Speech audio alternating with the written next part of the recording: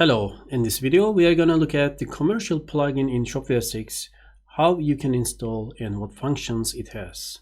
For the installation, in the menu, go to Settings, System, and then Shopware Accounts, and type in your license domain in the license domain area. After the domain has been typed here, we need to log into our Shopware accounts. And for this, in the menu we select extensions and then my extensions, go to the Shopware account tab and enter our email address and the password. After successful login, then in the same window we switch to the apps tag and we can now install the Shopware commercial plugin. After installation, we can now activate the plugin.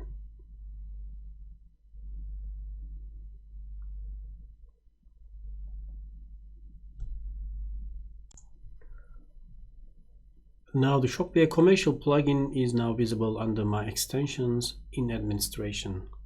So why do we need this commercial plugin?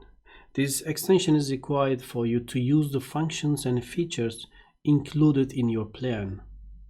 Once you activate the extension, your booked plan will be matched and all available features will be unlocked and provided to you.